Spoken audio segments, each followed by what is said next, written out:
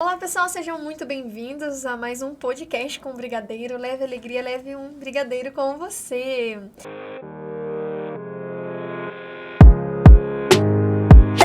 Hoje temos a presença aqui da advogada Letícia, ela é fundadora da Zanid e também da empresa de privacidade de dados Privacy. Seja bem-vinda. Obrigada, prazer estar aqui. É um prazer muito grande, né? Eu tava tentando logo trazer ela aqui porque o assunto é bem legal, né? Sim. Sobre privacidade de dados ela vai trazer. Hoje que a gente está tudo no mundo tecnológico, né? É importante a gente saber os cuidados, né? E tudo que a gente pode ter como segurança, né, Letícia? Exatamente. Eu costumo dizer que esse é um assunto muito novo pra gente aqui no Brasil, uma coisa muito recente. Só que o mundo já está inserido nesse assunto há muito tempo e a gente não sabe como lidar com isso ainda. Então, a gente está muito embrionário no negócio, né? E ainda aprendendo. Então, tanto as pessoas físicas precisam desse conhecimento, mas as empresas também. Então, é um assunto muito legal porque gera muita curiosidade. Tá na nossa mão hoje em dia, né? Mas impacta em toda a nossa vida, desde coisas simples, como comprar alguma coisa. Até questões complexas. Exatamente. Legal. Letícia, fale um pouco assim da sua trajetória, sua caminhada, como que entrou nesse mundo digital, porque ela tem uma empresa que gerencia, né, as mídias sociais, empresa de marketing, e ela também é advogada, né? Você atua em que área da advocacia? Porque quem conhece sabe que são várias áreas, né? Então não dá pra dizer uma coisa específica, então se apresente, conte um pouquinho pra gente. Bom, vamos lá. Eu sou uma advogada um pouco fajuta, porque eu não ia fazer direito. Eu nunca quis fazer direito. Não estava nos meus planos. Eu estava inscrita em publicidade já, com tudo pronto. E uma professora simplesmente virou para mim por causa de um problema que aconteceu na escola e falou: por que você não faz uma petição? E aí eu fui descobrir o que era uma petição. E eu que já estava em publicidade fui parar no direito. Larguei. E você gostou, então, de ter feito a petição e se interessou? Eu me apaixonei. Foi o primeiro contato, assim, eu nunca tinha lido uma lei, nunca tinha lido nada. Foi meu primeiro contato com a Constituição. E aí, quando eu li aquilo, eu falei, cara, é isso que eu quero fazer, é com isso que eu quero mexer. E aí, saí, desfiz a matrícula, né? Saí, fui estudar mais um ano para entrar na faculdade, entrei como bolsista. E aí, durante a faculdade, eu pensava o seguinte, eu quero trabalhar com direito porque eu gosto de direito, mas eu também gosto de tudo isso que vem da internet, de toda essa coisa sempre... digital. Exato, sim. Acompanhava as blogueiras, falava, cara, eu queria muito ser blogueira, adoro gravar, adoro falar. E eu vim de uma cidade muito pequena, então isso pra gente, a gente viu a ruptura entre as coisas, né? O mundo completamente não digital e o mundo digital, então eu via a coisa meio que acontecendo ali, e eu falava, eu quero continuar nesse mundo. Você sentia esse interesse, essa vontade, né? Exatamente. No começo eu tinha muito interesse por crimes digitais, sempre gostei de criminal também, então eu fui muito pros crimes digitais no começo. E aí, no meio da minha faculdade, entrou esse assunto de privacidade de dados, né? Foi quando o Brasil criou a LGPD. O Brasil, ele meio que copiou a lei da Europa, na verdade, né? A gente precisava ter uma lei de privacidade de dados, de proteção de dados, para fazer acordos internacionais, para participar da OCDE. E aí, na época, o presidente falou, vamos fazer a lei, vamos aqui, e simplesmente copiou a lei da Europa. A gente tem dentro da lei da Europa algumas, dentro da nossa lei, né, algumas coisinhas que não tem, né? A gente tem umas jabuticabas que a gente fala que é, por exemplo, a obrigação do DPO, não tem em outros países, mas enfim, foi nesse momento ali que eu fui parar na privacidade de dados. Ainda estava na faculdade, continuei estudando. Onde você se interessou, foi empenhar os estudos, né? É porque, assim, toda essa questão que envolve o digital, legalmente falando, ela é muito próxima. Até então, a gente tinha o Marco Civil da Internet, tinha a Lei Carolina Dickmann, que eram leis um pouco mais simples, mas era o que a gente tinha sobre a internet. Estava ali. Exato. O Marco Civil da Internet, por exemplo, é a primeira vez que a gente fala no Brasil sobre algum tipo de proteção. E é muito recente, né? Enquanto outros países, por exemplo, desde 1840, 1890... Porque é uma coisa que a gente tinha que se atentar, porque nós estamos nos expondo ali, não é? E a gente esquece o quanto a gente está se expondo. A gente se acostumou tanto com isso que a gente não percebe. E a gente fala tudo. A gente fala onde a gente mora, a gente fala nossa localização, a gente fala nossos dados, a gente preenche cadastros que a gente nem sabe se é real, se é verdade, né? Para participar de sorteio, para se inscrever, para comprar alguma coisa. Exatamente. E isso é se expor muito, né? E assim, acho que a gente não tem um reflexo do quanto as pessoas podem usar desses dados, né? E se passar pela gente, né? Sim, acho que E acontece, também, né, Letícia? acontece muito. Acho que a maior parte dos processos que eu recebo hoje são pessoas ou que foram enganadas por fraudes, ou pessoas que tiveram seu nome usado como, né, enfim, ó. Sempre vejo, gente, hackearam o meu Instagram e estão vendendo coisas no meu nome, mas não sou eu. Não sou eu, exatamente. É um exemplo. É um exemplo. De uma invasão de privacidade, podemos dizer assim? Essas invasões do Instagram, por exemplo, elas podem acontecer de algumas formas. Elas começaram acontecendo através do phishing. O phishing é uma pessoa mal intencionada te envia um link, né? E você é fisgado por esse link, né? Piscado. E aí, enfim, depois que ela te fisga por esse link, dependendo do que ela usa como instrumento, ela consegue invadir o seu dispositivo, consegue invadir o seu celular ou o seu computador, e dependendo do que ela usa, ela consegue só uma cópia de algumas credenciais. Isso é o suficiente para ela conseguir entrar no Instagram, por exemplo. Isso foi inicialmente. Posteriormente, eles começaram a fazer clonagem dos chips. Os nossos chips aqui no Brasil, eles têm uma tecnologia que permitem essa clonagem. Para que essa clonagem aconteça, eles têm que ter algum tipo de facilidade dentro das empresas operadoras. Só que, infelizmente, acontece. Eles conseguem se infiltrar até mesmo dentro de grandes empresas. Existe uma grande investigação para empresas de telefonia por causa da quantidade dessas pessoas que se infiltram. Exato, e por causa da quantidade de números clonados que aconteceu nos últimos anos, né? Uau. No ano passado, principalmente, foi um boom gigantesco. Então, existe uma investigação contra algumas empresas, em específico, algumas empresas que eu falo, se seu número é dessa empresa, ativa tudo que você puder de segurança, e não coloca como segurança o seu número de celular, porque é possível clonar o seu chip, é uma coisa fácil de fazer, e a pessoa faz com 2 minutos. Só que, depois disso, né, depois de algum facilitador dentro da empresa, ou até mesmo não existindo o facilitador, com esses vazamentos de dados, as pessoas começaram a ter todos os dados. O meu, o seu, de todo mundo. Aí ela liga na empresa e fala, eu sou fulana de tal, eu quero fazer uma portabilidade do meu número. Confirma pra mim o seu ano de nascimento, meu ano de nascimento é tal. Confirma pra mim o seu nome completo. Já tem tudo. Ela se passa por você, confirma todos os seus dados, pega o seu número, porta pra outra empresa, pega aquele chip e clona. Esses são os golpes que a gente chama de golpes direcionados, que são decorrentes de vazamentos, né? Uma das modalidades. Mas tem muito mais. Esses são os mais comuns. E, como você disse, né? Pequenas pessoas como a gente, que às vezes nem tem uma empresa, temos que ter esse cuidado, não é? E até mesmo empresas.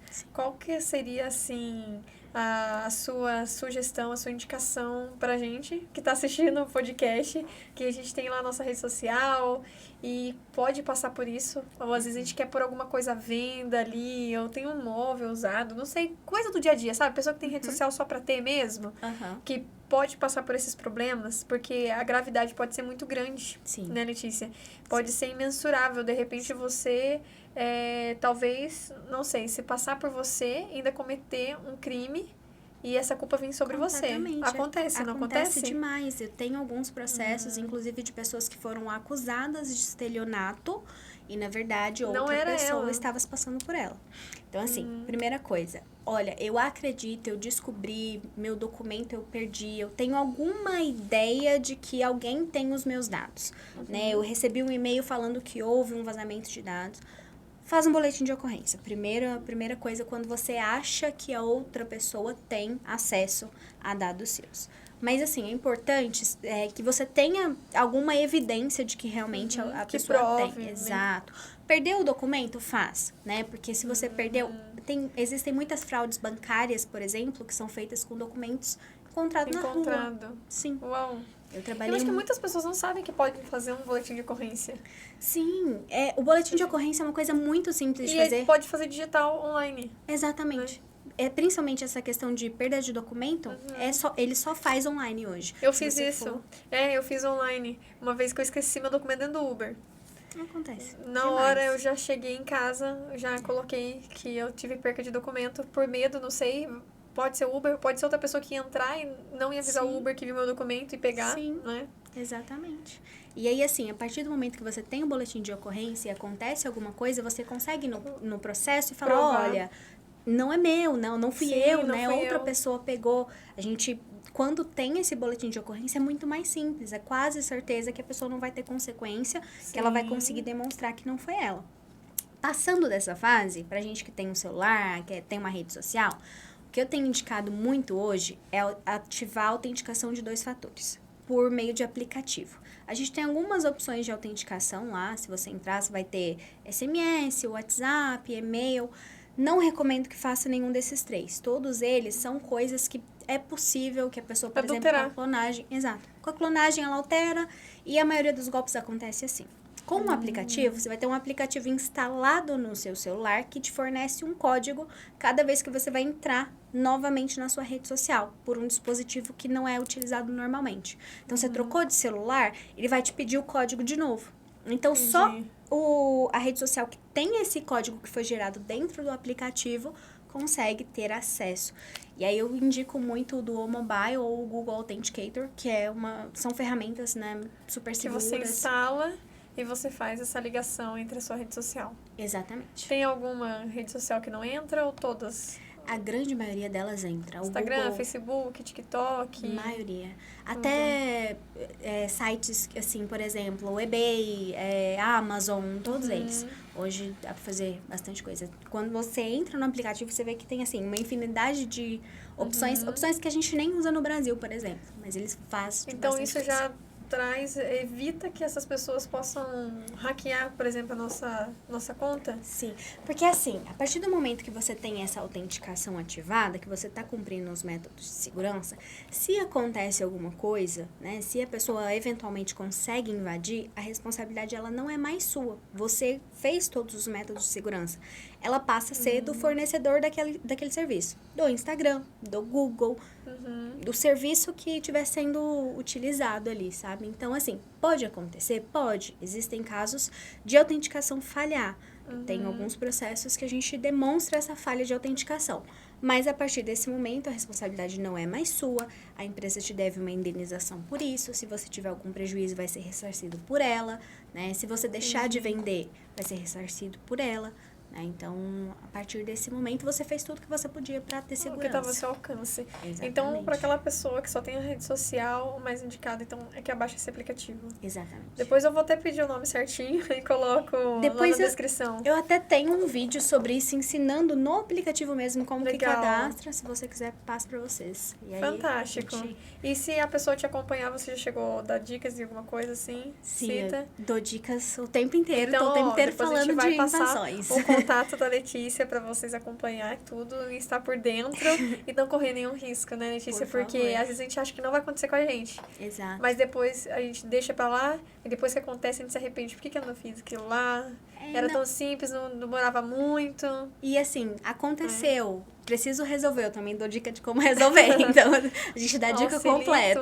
Isso é muito bom. Pra pessoa, por exemplo, que foi roubada a sua conta, o que ela pode fazer? Ela consegue achar quem roubou? Consegue. Ela consegue, por exemplo, dar uma multa para aquela pessoa, né? Como diz? Porque às vezes suja a imagem da pessoa, né? Aquela pessoa que entra, ela não mostra a cara dela, é claro, ela vai usar a sua imagem e às vezes suja a sua imagem. Sim. Como que a pessoa recupera isso? Bom, hoje o que a gente tem feito? A gente tem conseguido responsabilizar as plataformas por causa dessa invasão, por causa de não ter a segurança necessária, devida, né? Exato. Principalmente Instagram e Facebook, são os mais comuns. O próprio Instagram, eles têm recebido coisa de 400, 500 processos por dia. Isso é uma informação que eu recebi de um advogado lá dentro. Então, assim, o volume tá realmente muito grande. Eles vão ter que fazer alguma coisa. Sim, e aí, por causa disso, eles já tinham um método de recuperação. Por causa disso, eles facilitaram um pouquinho mais esse método de recuperação. Tem pouco tempo que isso aconteceu. Hoje existe um link específico que é instagram.com/hacked. Você entra e ele já te dá todos os passos de como recuperar a conta. Como tem pouco tempo que aconteceu, foi agora em janeiro mesmo, a gente ainda não teve noção do quanto isso está funcionando. A gente ainda recebe pessoas que não conseguiram recuperar a conta, pessoas que não estão conseguindo acessar o método, que está falhando, né? Então, assim, muito recente, mas o próprio Instagram, o próprio Facebook tem métodos de recuperar. O grande problema é que eles não funcionam 100%. Aí, a partir disso, a gente vai para o pedido judicial de recuperação. Aí, no pedido judicial de recuperação, a gente responsabiliza eles, né? Pede indenizações pela quebra de segurança, pede as indenizações de danos materiais, quando acontecem, muita gente deixa de vender por causa disso, né? E aí, a gente também pede o procedimento para identificar o criminoso. O criminoso, ele não vai ser multado, ele pode ser preso, ele pode ter uma pena de multa criminal, dependendo da situação da gravidade, dele ali, né? Exato, mas ele não vai pagar uma multa diretamente para você. E aí, lá dentro do processo, a gente pede os dados de acesso, IP, e aí tem um caminho digital que a gente faz para chegar nesse criminoso, que é pegando os dados de IP, data e hora que ele acessa. Com esses dados, a gente consegue saber quem é o fornecedor de internet dele. O fornecedor de internet dele, a gente pede para que o juiz emita um ofício e entregue pra gente todos os dados dessa pessoa.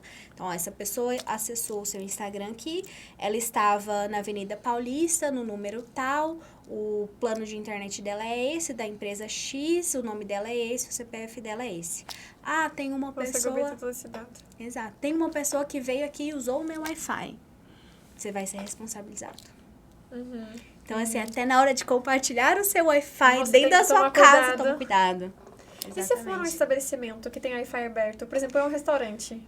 Aí acaba ficando muito mais difícil. Complicado. Exato. No caso, teria que ver a câmera, tem que... Nossa, Exato. seria muito difícil. E até se... saber qual das pessoas está sentada ali que estava fazendo isso. Exatamente. E se o estabelecimento não consegue ajudar encontrar a pessoa, a gente já viu casos de estabelecimento ser culpabilizado.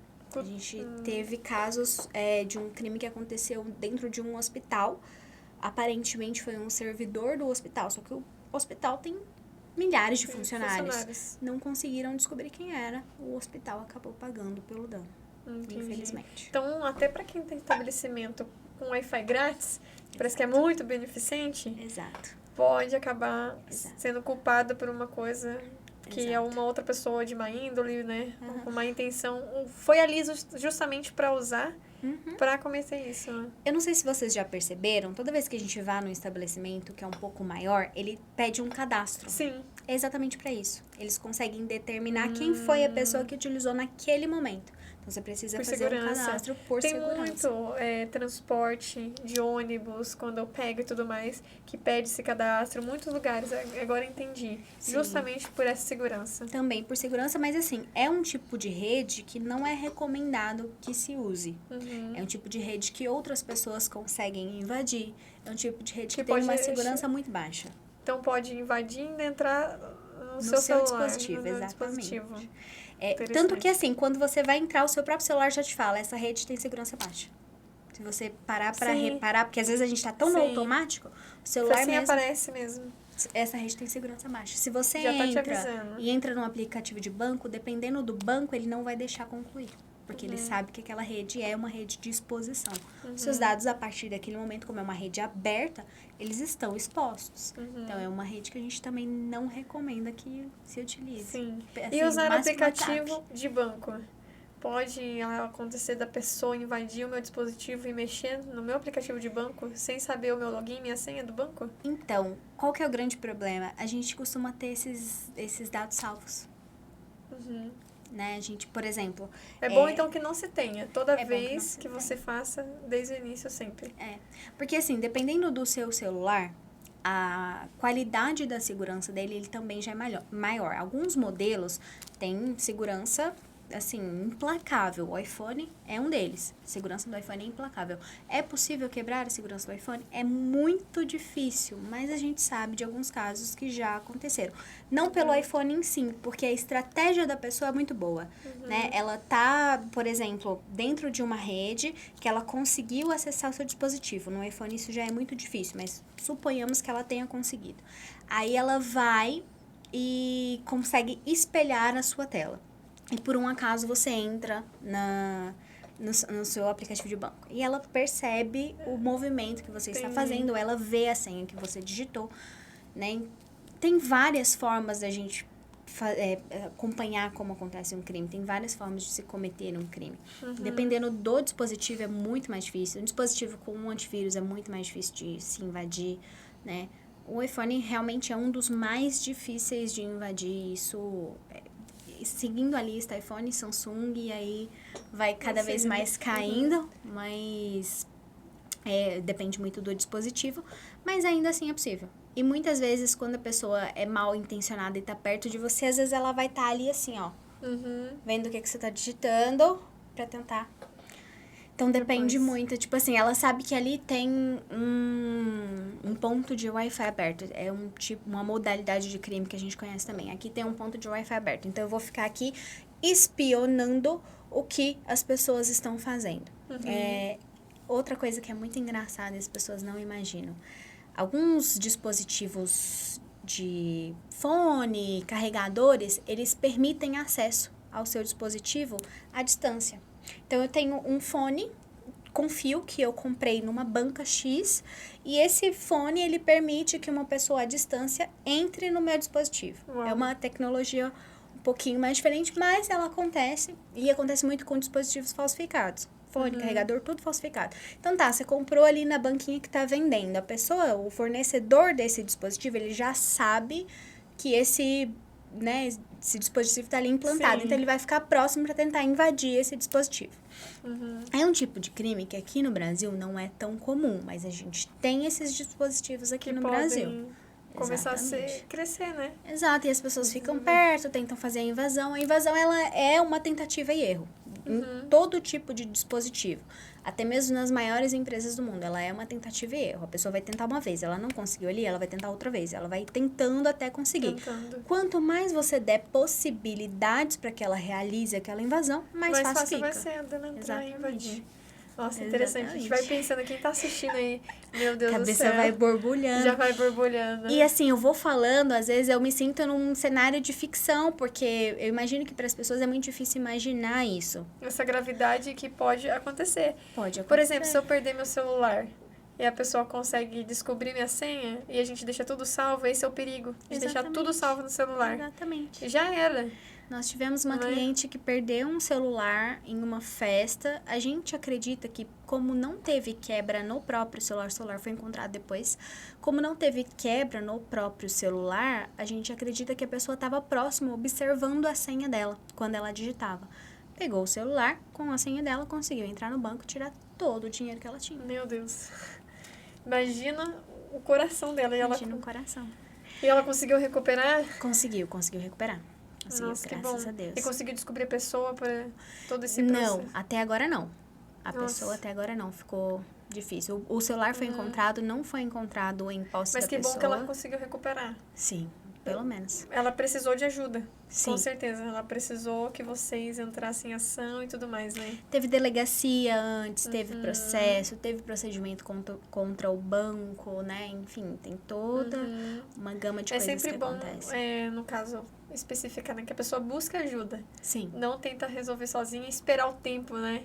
Porque isso pode piorar. Exatamente. A questão do Instagram, por exemplo, existem pessoas dentro do próprio Instagram que falam, se você teve a sua conta hackeada, fala comigo que eu hackeio de volta. Não faça isso. Não faça isso porque, pode ser uma pessoa mais mal intencionada ainda. 2, pode ser uma pessoa que realmente consegue hackear de volta. Mas depois disso, o Instagram vai identificar que a sua conta tem uma atividade anormal. E ele vai banir aquela conta. Sim. Muitas pessoas que fizeram esse procedimento depois me procuram falando, minha conta foi banida. Mas o que você fez? Então, eu fiz isso aqui. Eu usei um aplicativozinho de ver quantos seguidores deixaram de me seguir. Coisas do tipo. Sim. Pode ser prejudicial, né? Demais. Para a própria pessoa e para ela conseguir resolver o problema depois, né? Sim, exatamente. E agora para a questão de empresas. É essencial que ela busque o máximo possível de segurança. Na verdade, hoje para empresas é obrigatório. A Lei Geral de Proteção de Dados obriga que toda empresa tenha a proteção de dados como um parâmetro de segurança. Isso envolve área jurídica, envolve TI e envolve compliance. Então, é obrigatório que todas as empresas tenham. E a grande dificuldade é que, às vezes, a empresa fala, ah, não, mas eu não trato dados. Porque a empresa não entende o que é dado. Né? E dado é qualquer informação que você tem de uma pessoa que identifique ela ou torne ela identificável. Por exemplo, a Brigadeiro. A gente recebe os pedidos. No pedido vem o nome do cliente, o endereço, o CPF por questões fiscais, todos aqueles dados do cliente. Sim. Então, assim, a maioria das empresas hoje tende a pensar que, não, eu não trato dado. Porque imagina que quem trata dados são as empresas gigantes, né? Tipo que acho que não precisa. As telas azuis com os números passando. Sim. E não é assim. Só o fato de você ter o nome completo, o CPF dados e o endereço pessoa. Já são dados. Você já está manipulando, operando dados. E se acontecer alguma coisa, aquele papel, por exemplo, cai na rua e a outra pessoa acha os dados, depois aquela empresa pode ser denunciada, né? Tem que ser responsabilizada. Exatamente. Olha que interessante, a gente acha que é uma coisa pequena, simples, mas se você for ter uma empresa pequena, que você acabou de dizer, você já tem esses dados do seu cliente, você tem que tomar muito cuidado. A gente teve um caso que uma pessoa teve a conta de Instagram invadida. E a gente acreditava que até então era conta de Instagram e seria recuperada. Aí a gente descobriu que ela também teve a conta de e-mail dela invadida. E ela tinha uma empresa. E dentro do e-mail dela estavam todos os dados dos clientes dela, dos funcionários dela, tudo. Nossa. E dentro desses dados também existiam dados sensíveis. Então, assim, essa pessoa começou achando que tinha perdido o Instagram e terminou tendo que comunicar à autoridade de proteção de dados que houve um vazamento de dados na empresa dela, que ela precisa se responsabilizar, que ela estava entrando em contato com todos os clientes dela para avisar desse vazamento. E você é obrigado a avisar os seus clientes. Sim. Então, assim, imagina, você como empresa tendo que lá... Então, gente, fazer os dados de vocês, mas continuem comprando comigo, tá bom? Nossa. Entendeu? O prejuízo para a imagem é muito grande, né? Então, para a empresa hoje é obrigatório que você tenha realmente a implantação da privacidade e da proteção de dados como um todo, em todas as áreas da empresa. Uma outra pergunta. Nossa, tem tantas coisas que a gente poderia falar, né? Mas só para não delongar mais. Mas acho que é interessante pro tempo que a gente vive a questão do Pix. Sim. É seguro fazer? Do final das contas, depois de tudo isso que a gente ouviu, porque a gente passa o número, muitas vezes o celular, ou o CPF, ou o e-mail. Qual que é mais seguro que eu devo passar para a pessoa me pagar, por exemplo? Ou é melhor que não se faça? Tem roubo por Pix? Tem, muito. Olha, o Pix é seguro, né? É uma ferramenta maravilhosa que foi criada aqui no Brasil. É uma ferramenta que a gente precisa Muita se prática, orgulhar. né? Exato. Que outros lugares do mundo estão olhando para ela e parabenizando por isso. É uma ferramenta muito legal. Só que é aquilo, você precisa ter um pouquinho de noção de bom senso. Eu preciso passar para minha mãe me pagar. Não tem problema passar o seu documento. Eu preciso passar para alguma pessoa próxima me pagar. Não tem problema. Eu tenho uma empresa, eu sou MEI, ou eu ainda recebo como autônomo, eu preciso pagar para uma pessoa, passar para uma pessoa me pagar. Passa um QR Code, passa uma chave aleatória, passa alguma outra coisa que te traga mais segurança. Eu sou uma empresa com CNPJ. CNPJ, tudo bem, é um dado público. As pessoas têm acesso ao seu CNPJ só procurando o seu nome no Google, por exemplo, porque os dados da Receita são públicos nas questões do CNPJ. Então, assim, é muito de pensar quem que vai ter acesso a esse dado. São familiares, eu tenho contato. Eu não acho legal ter no CPF. Particularmente não acho, prefiro não ter. Uma questão minha. Mas, se a gente começar a pensar em tudo que pode acontecer, a gente não vai viver também, né? Tipo, eu não vou fazer mais nada, eu vou deixar meu celular, vou viver só vou com morar real, num sítio, dinheiro em espécie. Então, assim, é questão de pensar um pouquinho. É uma pessoa completamente desconhecida. O máximo de segurança que eu consigo ter, Exato. É completamente desconhecido? Passa uma chave aleatória, um QR Code, copia e cola, fica mais fácil. né? Fica mais simples de Legal. controlar. Eu acho que já ajuda bastante a gente pensar. Sim. Tem alguma dica que você quer deixar pro pessoal? Alguma sugestão? Bom, a maior sugestão que eu entrego hoje para as empresas e para as pessoas físicas, para as empresas pensem um pouquinho no que vocês estão tratando, pensem na privacidade de dados, não só como uma obrigação legal, como um diferencial, porque hoje é um diferencial saber Muito que você grande. está seguro. Sim. Exatamente. E como segurança da própria empresa, porque numa invasão, às vezes não vaza só os dados do cliente, vaza os dados da diretoria, dos funcionários, do segredo de negócio. Vocês, por exemplo, receitas, né? Que querendo ou não é um segredo de negócio. Então, assim, numa invasão, assim, vai muita coisa, muito além do que a gente imagina. Não é só o seu cliente. Vai Exatamente. E para os consumidores pensem 2 vezes. Compensa eu comprar com essa empresa que está, né, gerando essa exposição? Compensa eu preencher esse cadastro de 1000 informações só para ter acesso a um podcast ou como que eles faziam antigamente? E-book. Muito e-book. Preencha 1000 dados aqui e ganha um e-book.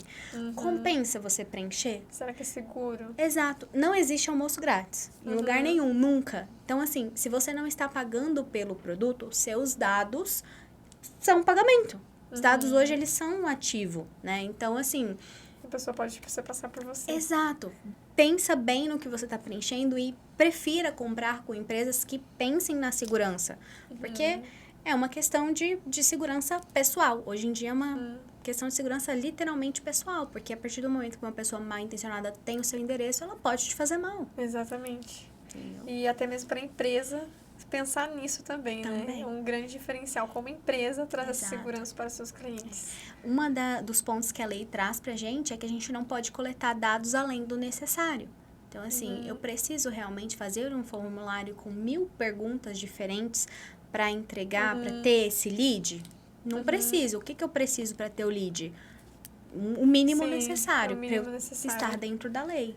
Legal. Muito obrigada, viu, Letícia? Imagina. Acho que fez a gente pensar muito e vai ajudar muita gente em casa. A gente poderia certeza. falar por mais 1000 horas de várias dicas de segurança. Tem muita coisa, exatamente. Sigam lá, Letícia. Passa o seu arroba ali. É @le com 2 Es, Zanardo. Zanardo. Depois eu pego com você, coloco lá na descrição para as pessoas acompanhar. Se precisar de ajuda, né? Porque talvez tenha pessoas assistindo que já passou por alguma invasão de privacidade e precisa ir recorrer a alguém, você não sabe quem procurar. Está aqui a Letícia para te ajudar, né? Somos raros os advogados digitais ainda, mas estamos ganhando mercado. Isso é importante, porque é o que tem crescido. E às vezes a gente acha que não é importante, mas tem crime acontecendo ali dentro, então a gente precisa de ajuda para saber quem vai nos defender. Exatamente. E assim, além dos crimes que estão acontecendo ali dentro é um ambiente regulamentado. Tem lei dentro da internet. Sim. E é preciso que a gente faça cumprir. E a gente saiba também, né? Pra gente não cometer também